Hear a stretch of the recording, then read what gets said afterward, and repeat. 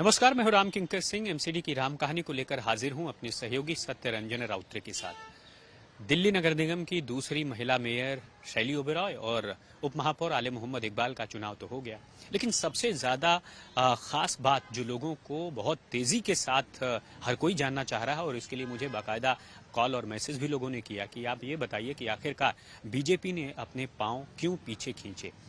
आरोप प्रत्यारोप का सिलसिला लगातार उसके बाद बढ़ा। आपने देखा कि किस तरह से जो है सौरभ भारद्वाज ने प्रेस कॉन्फ्रेंस किया, दुर्गेश पाठक ने प्रेस कॉन्फ्रेंस किया और आरोप लगाया कि कहीं ऐसा तो नहीं कि 104 पार्षद जो दिल्ली बीजेपी के थे वही उनके साथ नहीं थे।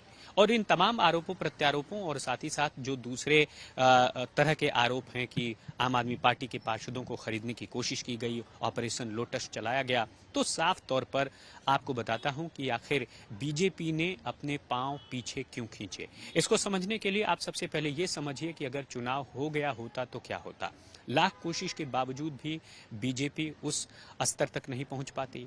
और ऐसा मैं इसलिए कह रहा हूं क्योंकि मैं भविष्यवक्ता हूं, इसलिए नहीं, मैं ऐसा इसलिए कह रहा हूं क्योंकि किसी तरह का उत्साह नहीं दिख रहा था, किसी तरह का जो है बहुत सारे ऐसे बयान थे वो भी नहीं दिखाई दिए। और ऐसे में दो पक्ष थे, एक पक्ष चाह रहा था कि चुनाव में किसी को उतारा जाए और दूसरा पक्ष बिल्कुल मना कर रहा था कि चुनाव में बिल्कुल किसी को मेयर और उपमेयर का उम्मीदवार न उतारा जाए। लेकिन ऐन वक्त पर उम्मीदवार उतारे गए और साथ ही साथ ऐन वक्त पर जब चुनाव लड़ने की बात आई तो साफ तौर पर उम्मीदवारी को पीछे भी खींच लिया गया। लेकिन इस बहाने से कि जो स्टैंडिंग कमेटी है और दूसरी जो तमाम समितियां हैं, और आरोप लगा, अगर मैं कहूं तो सही शब्द होगा, आरोप लगाकर आम आदमी पार्टी पर कि समितियों की जो गठित नहीं हो रही है, स्टैंडिंग कमेटी नहीं गठित हो रही है और इसका सारा जिम्मेदारी जो है आम आदमी पार्टी की है, और लिहाजा इसके विरोध में बीजेपी ने अपने दोनों कैंडिडेट्स को पीछे खींच लिया।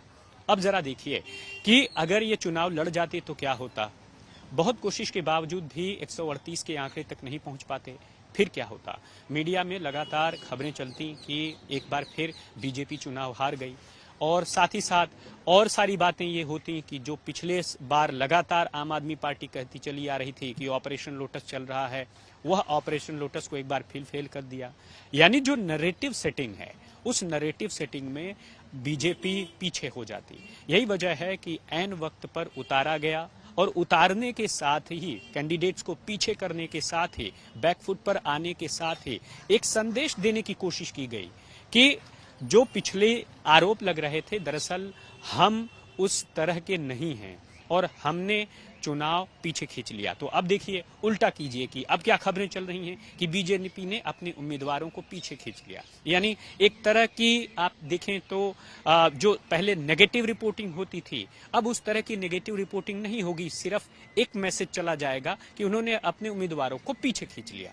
तो साफ दिखाता है कि बीजेपी ऐसा करके एक तो अपने को रिफ्रेश कर रही है एमसीडी इलेक्शन के लिए, और साथ ही साथ उसे ये मानना पहले से ही था कि जब जीतना नहीं है तो हार की चर्चा क्यों करानी। लिहाजा वक्त से पहले ही अपने दोनों कैंडिडेट का जो नॉमिनेशन है वो वापस कर लिया गया। और साफ तौर पर अब जो सारा दारोमदार टिका हुआ है वह 2 मई और 3 मई को हुआ है। दोनों ही डेट्स में जहां पर एल्डरमैन के मामले की सुनवाई सुप्रीम कोर्ट में होगी, तो वहीं पर साथ ही साथ जो स्टैंडिंग कमेटी का मसला है उसकी सुनवाई हाई कोर्ट में होगी। एक और खास बात आप याद कीजिए कि 2 मई को फिर सदन बैठेगा और सदन में प्रस्तावों पर चर्चा होगी। अब देखना यह है कि क्या आम आदमी पार्टी और बीजेपी के दोनों पार्षद कुछ ऐसे प्रस्ताव लाते हैं।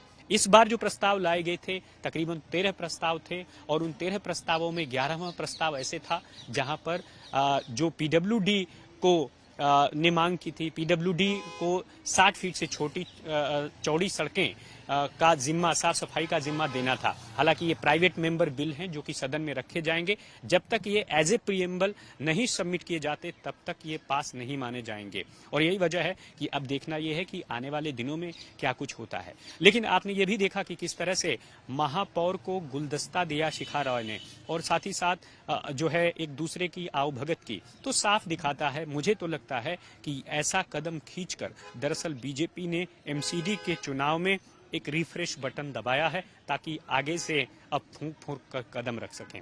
तो मेरी इस वीडियो में फिलहाल इतना ही। धन्यवाद।